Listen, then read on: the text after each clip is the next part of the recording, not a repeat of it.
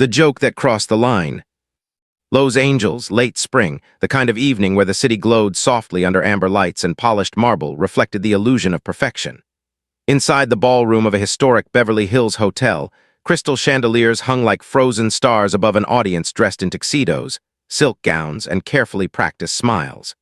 It was a charity night, officially dedicated to honoring wounded veterans, but everyone in the room knew how these events really worked. Applause was currency, appearances were reputation, and every word spoken on that stage carried weight far beyond laughter. At one of the back tables sat Dean Martin, relaxed in posture but alert in spirit, a man whose reputation for effortless charm masked a lifetime of discipline, loyalty, and quiet rules he never broke. He had agreed to attend not for publicity, not for headlines, but for the men whose scars would never show under tuxedo jackets. Dean had always respected service, sacrifice mattered to him. Some things were sacred. Across the room, holding the microphone with loose confidence, stood Red Skelton, a comedy legend known for warmth, innocence, and clownish charm. To the public, Red was harmless. To those who knew him well, nights like this carried risk. The drinks had started early, too early.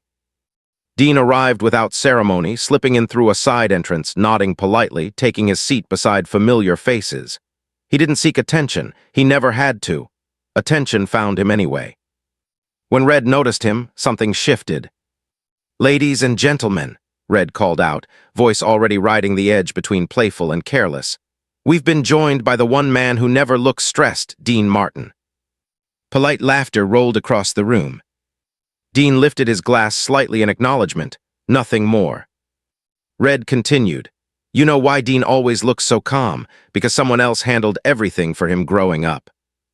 A pause. Dean's smile didn't move.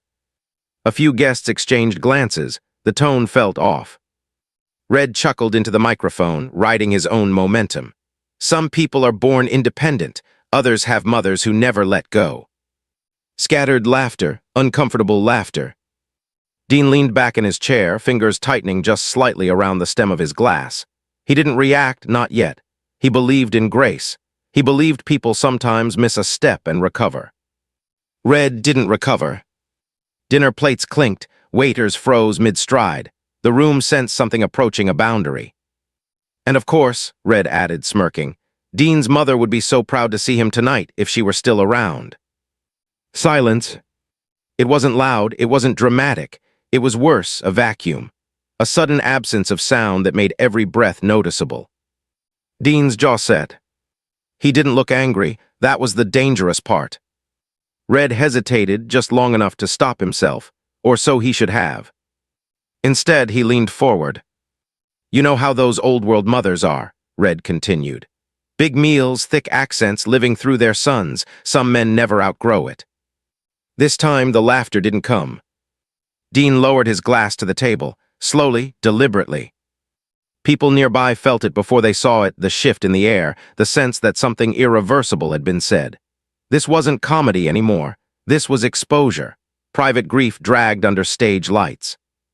Dean remained seated, but his calm had changed. It wasn't passive now, it was contained force. Red, unaware or unwilling to stop, chuckled again. "I mean, let's be honest, Dean probably still hears her voice telling him what to eat." That was it. The chair scraped softly against the floor as Dean stood. No rush, no drama. Just intention. The room watched as he walked forward, not angry, not rushed, not aggressive, but unmistakably present. Every step carried something heavier than rage, resolve. Red's smile faltered. "Dean," he said nervously, trying to laugh it off. "Come on, it's just a joke." Dean reached the stage and stopped directly in front of him.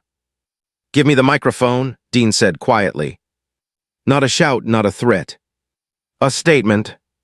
Red hesitated, then handed it over. Dean turned to the audience. His voice, when it came, was steady, almost gentle. "Ladies and gentlemen," he began, "I'm sorry to interrupt your evening, but some things don't belong in jokes." He paused. "My mother passed away years ago. Her name doesn't need to be part of tonight's entertainment. No accusation, no insults. Just truth." The silence deepened. Dean continued, "She was an immigrant. She worked hard. She loved fiercely. and she deserves respect, the same respect we're here tonight to honor in others. He turned slightly, glancing back at Red, not with hatred but with disappointment. Comedy is powerful, Dean said, and with power comes responsibility. Some lines don't exist to be crossed. He handed the microphone back. That's all. Dean walked off the stage. No applause followed immediately, not because people disagreed, but because they were stunned. They had just witnessed something rare, restraint backed by conviction. Red stood frozen. The room would never feel the same again. And this was only the beginning. The weight of silence. The silence Dean Martin left behind did not fade when he stepped off the stage. It lingered, thick and uncomfortable, settling into the ballroom like a fog that refused to lift. People shifted in their seats, suddenly aware of their own breathing, their own thoughts, the clink of silverware now sounding far too loud. What had just happened was not a scandal in the tabloid sense, not a fight, not a spectacle meant to entertain. It was something more unsettling, a moment of moral clarity that exposed how fragile laughter becomes when stripped of respect. Red Skelton stood frozen under the lights, the microphone heavy in his hand, realizing too late that the room had turned against him not with boos, but with disappointment. For the first time in decades, Red did not know what to say. His entire career had been built on timing, on instinct, on knowing exactly how to recover when a joke didn't land. But this wasn't a missed punchline. This was a line crossed so publicly that there was no clever turn of phrase capable of repairing it. He attempted a small chuckle, a reflex more than a decision, but it died in his throat almost immediately. The audience did not respond. No laughter came to rescue him. What replaced it was far worse. People looking away, people staring at the floor, people glancing toward the door Dean had just disappeared through, quietly admiring the restraint they had witnessed. Back at his table, Dean sat down slowly, his movements controlled, his expression unreadable. Those closest to him could see the tension beneath the calm, the tightness in his jaw, the way his shoulders remained rigid as if he were holding something inside by force alone. He accepted a glass of water instead of a drink, wrapping his hand around it not for comfort, but for grounding. This was not a performance for him. It was not about winning a room or making a point for applause. It was about something far more personal, something that could not be joked away or smoothed over with charm. Around him, whispers began to circulate, low and cautious. Some people nodded subtly in his direction, others avoided eye contact entirely, embarrassed by their own earlier laughter, however nervous it had been. A few veterans seated near the front exchanged glances, their expressions solemn. They understood something instinctively. That honor was not always loud, that strength did not always come with raised voices or clenched fists. Sometimes it came with the courage to stop a room cold and say, without cruelty, that something was wrong. On stage, Red finally cleared his throat and attempted to regain control of the evening. He stumbled through a transition, introducing the next segment with words that felt hollow even to himself. The rhythm of the event never quite recovered. The speeches that followed were delivered as planned, the program continued as scheduled, but the atmosphere had shifted permanently. What should have been a seamless charity gala now carried an undercurrent of reflection, as if everyone present had been forced to confront a question they hadn't expected to face that night. Where does humor end and responsibility begin? When it came time for Dean to perform, there was hesitation backstage. An assistant quietly asked if he still wanted to go on, offering him an easy exit, a graceful excuse to leave early. Dean considered it for a brief moment, not because he feared the stage, but because he felt the weight of what had already been stirred. Then he shook his head. He had come for the veterans. He would not let someone else's mistake take that away from them. He adjusted his jacket, took a steady breath, and walked back toward the lights with the same composure he had always carried, though now it was tempered by something deeper. The applause that greeted him was unlike the usual roar reserved for celebrities. It was slower at first, almost hesitant. Then it grew, spreading through the room as people stood one by one, not cheering a star, but acknowledging a man who had just shown them what dignity looked like under pressure. Dean did not bow.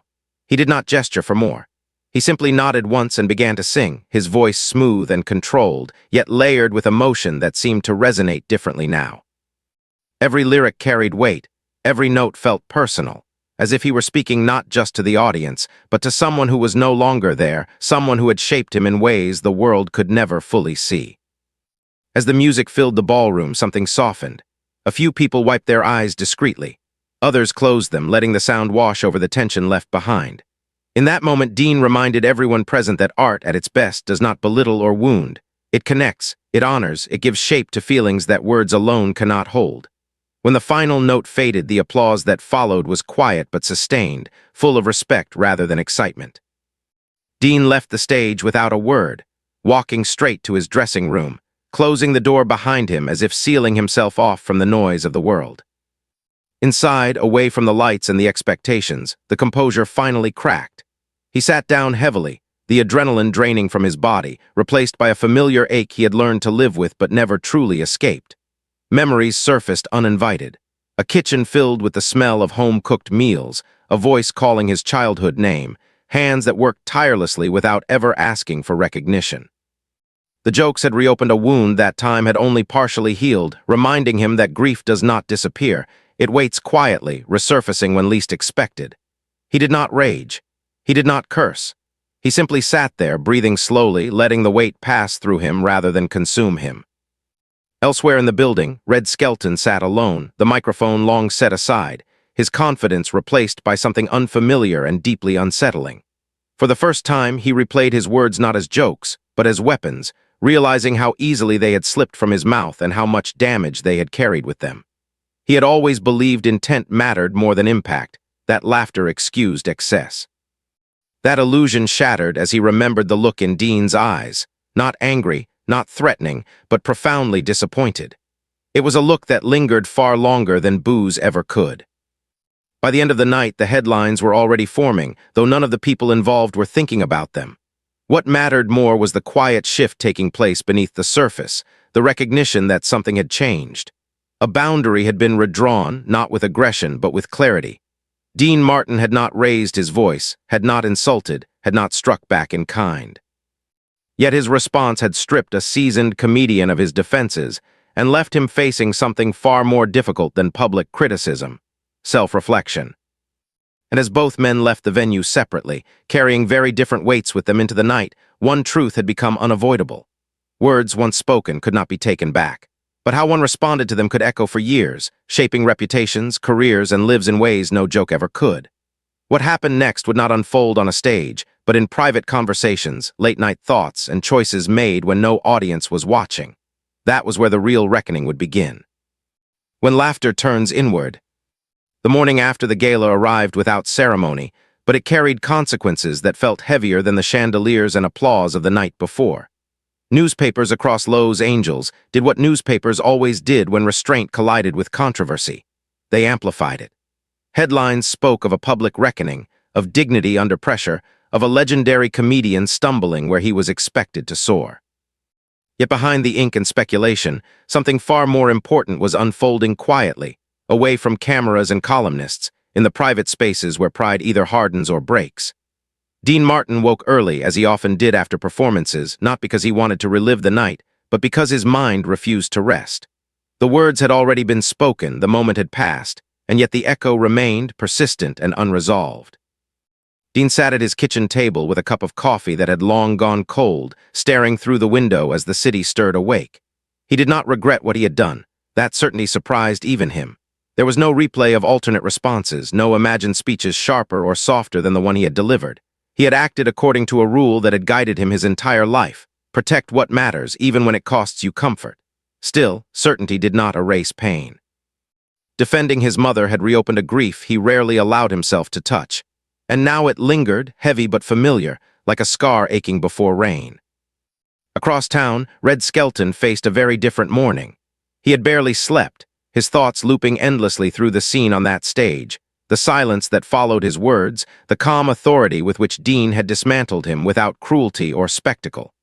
Red had built his career on making people laugh, on being the harmless presence families welcomed into their living rooms. Yet one careless moment had stripped away that image, leaving him alone with a question he had avoided for years. When did he start confusing attention with connection, laughter with approval? The mirror offered no answers, only a tired face that looked older than it had the day before. By midday, the calls began. Friends, colleagues, producers, all reaching out with varying degrees of concern and caution. Some offered support, framing the incident as a misunderstanding, a lapse that could be smoothed over with the right words. Others were less forgiving, their disappointment clear even when they tried to soften it. Red listened to them all, nodding, thanking them, hanging up without feeling any lighter. None of them had been on that stage. None of them had seen the way the room turned not against him personally, but against what he represented in that moment, cruelty disguised as humor. Finally, Red picked up the phone and dialed a number he had been avoiding since dawn. Dean answered after a few rings, his voice steady but guarded. Red spoke slowly, carefully, as if each word carried weight now, as if he finally understood that it did. He apologized again, not with excuses, not with jokes, but with an honesty that surprised even himself. He asked for the chance to speak face to face, away from audiences and headlines, not to repair his image, but to confront the harm he had caused. Dean listened in silence, then agreed, not out of obligation, but out of a belief he rarely articulated, that accountability mattered more than avoidance. They met in a quiet cafe, the kind of place where conversations blended into background noise and no one expected anything extraordinary to happen. Red arrived early, his usual confidence absent, replaced by a visible unease that made him seem smaller somehow. When Dean walked in, there was no handshake at first, no easy familiarity. They sat across from each other, two men shaped by decades in the spotlight, now stripped of its protection. Red spoke first, admitting what he had avoided admitting even to himself. That jealousy had played a role, that watching Dean move through life with apparent ease had stirred something bitter inside him. He confessed that he had wanted to puncture that ease, to remind the room that even icons have vulnerabilities, and he had chosen the worst possible one. Dean did not interrupt. He let the confession unfold fully, not because he needed validation, but because he understood the value of letting someone face their own words without deflection. When Red finished, the silence that followed felt different from the one in the ballroom. This silence was heavy, but it was also honest. Dean spoke then, calmly, deliberately, explaining not just why the joke hurt, but why it mattered. He talked about his mother not as a symbol, but as a person, someone whose sacrifices had shaped his life in ways fame could never replace. He explained that grief does not fade into the background for public figures simply because audiences expect them to smile. It stays, quiet but present, waiting for moments like that one to resurface. Red listened with his head lowered, absorbing each word not as criticism but as instruction. For the first time in a long career, he saw comedy not as a shield but as a responsibility. He admitted that he had lost sight of that distinction, that somewhere along the way, the need to provoke had overshadowed the need to connect. Dean accepted the apology, but he did not soften the lesson. Forgiveness, he made clear, was not the same as erasure. The words would not disappear, but what mattered now was what Red chose to do next, how he allowed this moment to shape him going forward. When they parted, there was no dramatic reconciliation, no declarations of friendship. There was only a quiet understanding, fragile but real, built on accountability rather than convenience. Red left the cafe carrying something heavier than embarrassment, but also something unexpectedly valuable, clarity. Dean returned home feeling no lighter but steadier, knowing he had honored his values not just publicly but privately as well. In the weeks that followed, the ripple effects became impossible to ignore. Other comedians spoke more carefully, industry conversations shifted subtly but unmistakably, and audiences grew more attentive to the difference between humor that challenges and humor that harms. Red altered his act, stripping away the sharper edges, rediscovering the warmth that had first drawn people to him. Each time he stepped on stage, he remembered that moment in the ballroom not as humiliation, but as a turning point that forced him to choose what kind of artist and what kind of man he wanted to be. Dean watched these changes from a distance, never claiming credit, never seeking acknowledgement. He did not see himself as a moral authority or a teacher. He had simply stood where he was, drawn a line, and refused to let it be crossed in silence. And in doing so, he had demonstrated a form of strength rarely celebrated, the strength to confront wrongdoing without becoming it, to protect memory without weaponizing pain, to let dignity speak louder than outrage. By the time the headlines faded and public attention moved on, something lasting remained beneath the surface. Two lives had shifted course, not because of violence or spectacle, but because one man chose restraint over retaliation, and another chose reflection over denial. The real story was no longer about a joke gone too far. It was about what happens when accountability meets grace, and how even moments born of cruelty can become catalysts for growth when faced honestly. The legacy of the line that held. Time did what it always does after a public storm.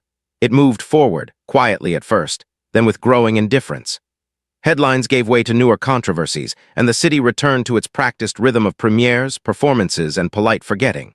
Yet beneath that surface calm, the night of the gala continued to work on the lives it had touched, shaping decisions and revealing truths in ways that could not be measured by press clippings or applause. For Dean, the weeks that followed carried an unexpected stillness. The grief stirred by that evening did not vanish, but it softened, settling into something he could carry without tension. He found himself thinking less about what had been said and more about what had been preserved: his mother's dignity, his own boundaries, and the quiet assurance that he had acted in alignment with who he was, not who the moment demanded he be. Red, meanwhile, faced a reckoning that unfolded slowly without spectacle. The laughter still came when he stepped on stage, but he noticed how it landed differently now, how he listened more closely to the room instead of trying to dominate it.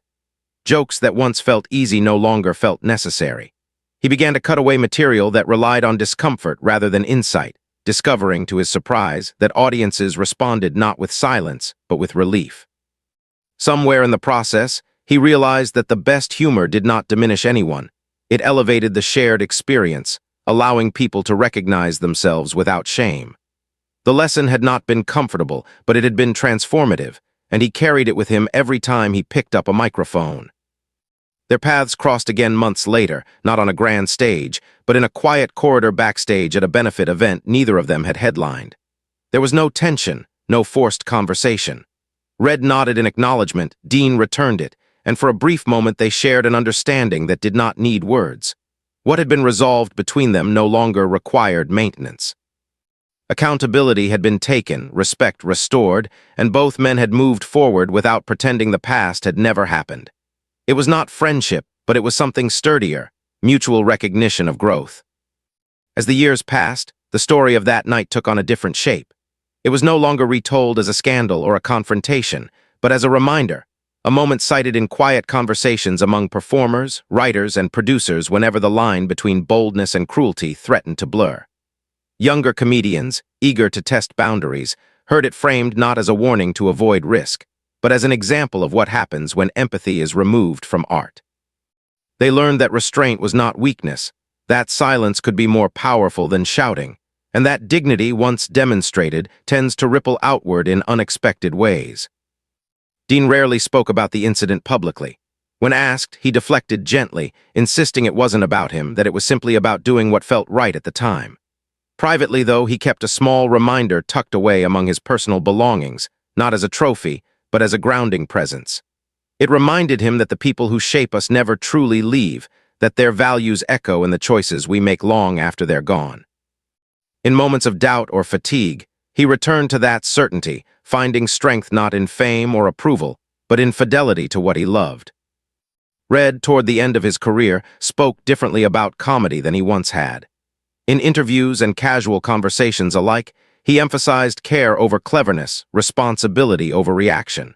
He admitted that there had been a time when he confused provocation with purpose, and that learning the difference had changed not only his work, but his life. He never framed the lesson as humiliation. Instead, he described it as an awakening, one that had forced him to confront the kind of legacy he wanted to leave behind. The applause mattered less now than the knowledge that he had chosen to evolve rather than defend a mistake. When both men were gone, the story outlived them, passed along not as gossip, but as guidance. Families who loved old Hollywood tales shared it as an example of how strength can look when stripped of aggression. Artists referenced it when discussing the ethics of humor and the weight of words. And listeners, hearing it for the first time, recognized something timeless in its core. That standing up does not always require raising your voice, and that defending what matters can be done without destroying anyone in the process. In the end, the night was remembered not for the joke that crossed the line, but for the response that held it. A response grounded in respect, delivered with restraint, and guided by love rather than anger. It proved that accountability could coexist with grace, that correction did not have to be cruel to be effective, and that even painful moments could become foundations for growth when faced honestly. That was the quiet power of what happened, not the spectacle, not the headlines, but the enduring lesson that dignity, once demonstrated, teaches far more than outrage ever could. And so the legacy endured, not as a cautionary tale meant to shame, but as a reminder meant to strengthen. A reminder that words matter, that memory deserves protection, and that character reveals itself most clearly when no one expects applause. What endures when the lights go out? Years after the night that quietly redefined the boundaries of laughter, its consequences continued to surface in places no one could have predicted. Not in headlines or anniversary pieces, but in the private rituals of work and conscience that shape a life when the applause fades. Dean moved through those years with the same outward ease people had always associated with him, yet something within had settled into permanence. He no longer felt the need to explain restraint or justify silence. Experience had done that work for him. He understood now, more clearly than ever, that dignity does not ask to be understood in the moment. It asks to be lived consistently until its meaning becomes undeniable. He found himself mentoring younger performers more often, not through speeches or advice columns, but through example. When a careless remark surfaced backstage, he didn't lecture.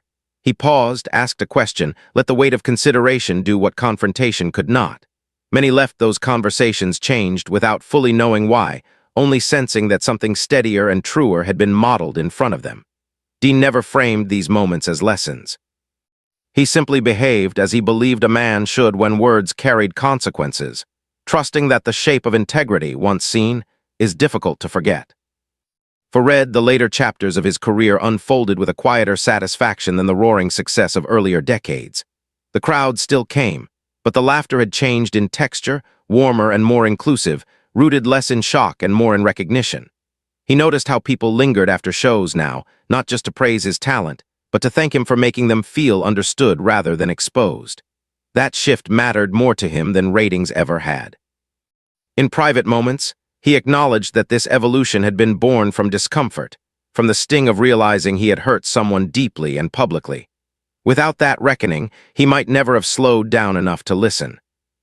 On long flights between performances, Red sometimes reflected on how easily his career could have hardened instead, how defensiveness might have replaced reflection had the confrontation gone differently. He recognized, with humility, that what he had been offered was not just criticism, but a choice. To dismiss it would have been easy. To accept it required courage of a different kind, the kind that does not perform well on stage but determines who you are when the curtain closes. He chose growth, not because it restored his image, but because it restored his alignment with the values he once held without compromise. As time passed, the industry itself shifted, subtly influenced by stories like theirs. Writers' rooms debated intention more openly. Performers weighed the cost of a laugh against the impact it might leave behind. These changes were not dramatic or universal, but they were real and they accumulated quietly. The culture learned piece by piece that restraint could coexist with creativity, that empathy did not dilute art but deepened it. The night that once threatened to become a scandal instead became a reference point, an unspoken reminder that the most lasting influence often comes from how conflict is resolved, not how loudly it erupts. In private, Dean returned often to memories of his mother, not with renewed sorrow, but with a gentler gratitude. He spoke of her more freely now, sharing stories that once felt too tender to voice. In doing so, he realized that defending her memory publicly had given him permission to honor it openly in his everyday life. Grief no longer felt like something to manage or contain. It became something integrated, a quiet presence that informed his choices and softened his judgments. He understood that love, when defended with respect, does not fossilize the past, it strengthens the present. Toward the end of their lives, both men were asked, in different ways, what they believed mattered most after a career spent under scrutiny. Neither answered with accolades or achievements. Dean spoke of loyalty, of knowing where you stand when the room goes silent. Red spoke of humility, of learning when to stop talking and start listening. Their answers were not coordinated, yet they echoed one another, shaped by a shared moment that had forced both to confront the difference between performance and principle. When people later tried to distill the meaning of that night into a single phrase, they often missed the point. It was never about humiliation or triumph. It was about choice.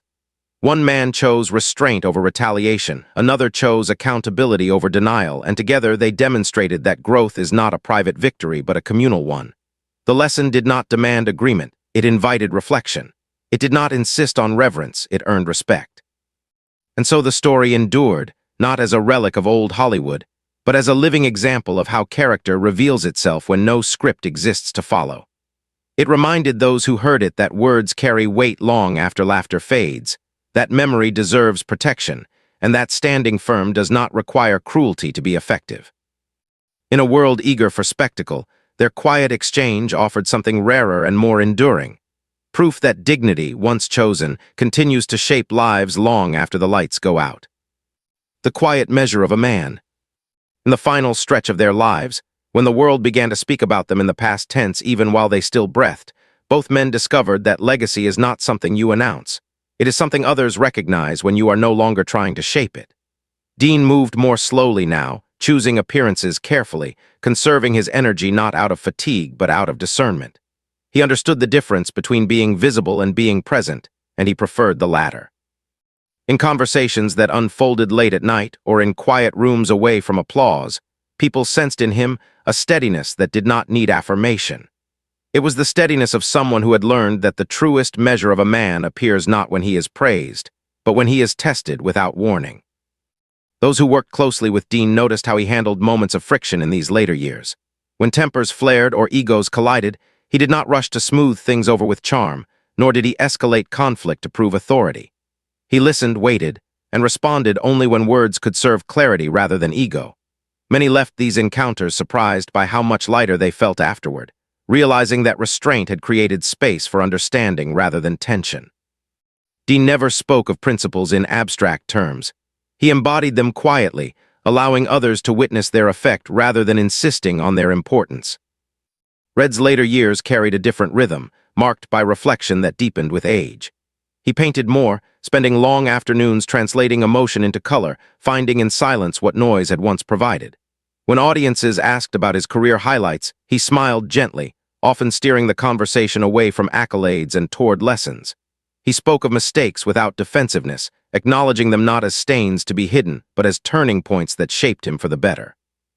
The night that once threatened to define him negatively had become, in his telling, the moment he began to understand himself more fully. In interviews, Red described how easy it had been to confuse laughter with approval, and how liberating it felt to let that illusion go. He admitted that being confronted publicly had forced him to confront himself privately, and that without that discomfort, growth might never have occurred. There was no bitterness in his voice when he spoke of it, only gratitude for the chance to choose differently. He understood now that apology is not weakness when it leads to transformation, and that humility can restore what pride damages. When the industry looked back on both men, it found something unexpected linking them beyond talent or fame. It found consistency. Dean had been consistent in defending what mattered without spectacle. Red had been consistent in honoring the lesson once it was learned. That consistency, more than any single performance or controversy, became the thread that defined how they were remembered.